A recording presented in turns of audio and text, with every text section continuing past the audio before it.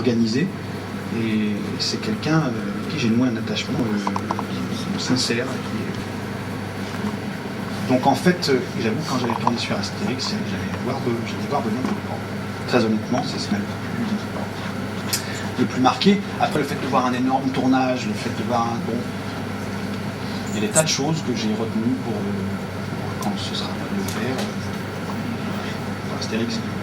Je crois qu'ils en parlent. C'est ce que j'ai en train de me dire. Oui, c'est bon, mais c'est... Voilà, j'en reviens à ce que je vous disais tout à l'heure. Je pense que même dans Astérix, la priorité, c'est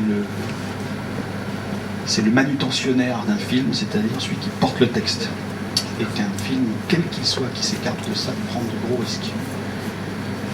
Et je ne sais pas ce que donnera le résultat, je vais le voir cette semaine, je ne sais pas du tout. Je sais qu'il y aura des bons moments parce que j'en ai vu de mes yeux.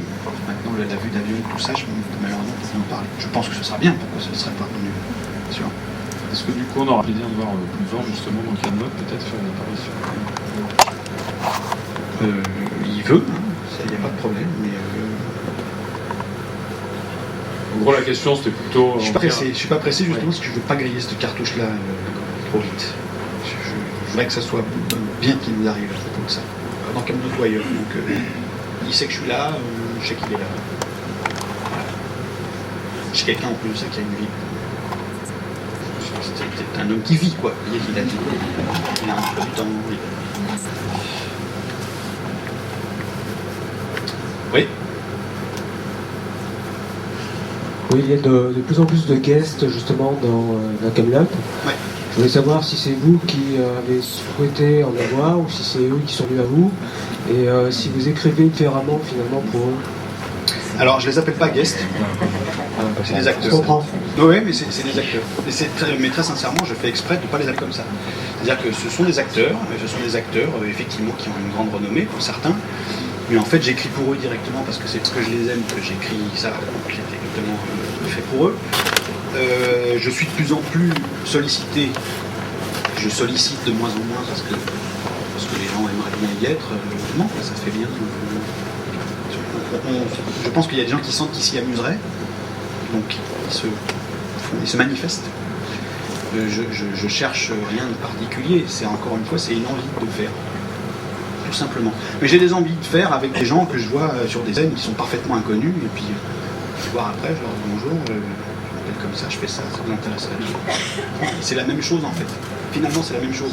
Et je pense que c'est un vrai plaisir pour ces gens-là de venir comme ça. Clavier, par exemple, il a fait un truc qu'il n'avait jamais fait, c'était la conférence de presse, avec ses gosses et sa femme. Petite conf de presse dont certains étaient là. Il s'est pointé pour vous dire que ça n'arrive jamais. Il vient pas, ce mec-là. Il n'est jamais là. Et là, je sais pas, c'était familial, c'était pas... Il était payé à coup de gadin. Pour lui, en tout cas, c'est sûr que voilà, il est venu jouer avec Joël Sevilla, ma mère dans la vie, qui joue Céline, parce que c'est une actrice qui lui plaît. Il est vraiment venu samedi et du coup, il s'est amusé jusqu'au bout. C'est simple. De toute façon, avec les bons, c'est toujours simple. C'est les demi-selles qu'il faut chier. Mais les bons, ils sont simples. Les mecs, ils viennent jouer. Ils disent merci, ils sont bons. Moi, je dis merci, on est content.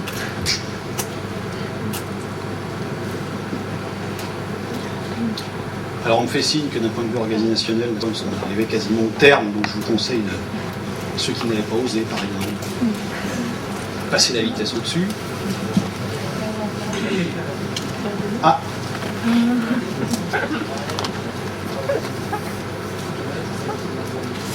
Paraît-il que je fais un parallèle entre la trilogie de Camelot et celle du Seigneur des Anneaux. Non, c'est-à-dire que la particularité du point de vue de la communication de Camelot, le raccourci le simple qu'on ait pu donner pour communiquer sur Camelot, c'est de dire la comédie est à l'intérieur de Camelot, jamais à l'extérieur. C'est-à-dire qu'en fait, un coffret DVD de Camelot, ça doit ressembler à un truc médiéval fantastique pur jus. La BD de Camelot, quand on la voit de loin dans une fenêtre, doit être une BD d'aventure. Tout doit être à l'extérieur comme un truc épique d'aventure. Et c'est quand on va dedans qu'on se rend compte qu'il s'y passe des choses qui ne sont pas prévues. La télévision, quand on coupe le son, on doit avoir affaire à un film d'aventure.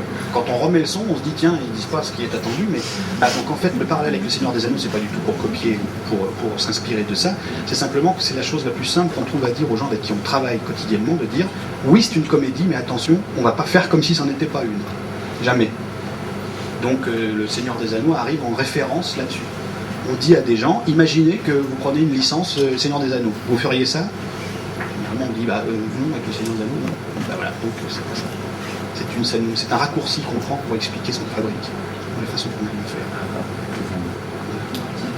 Par rapport au perso.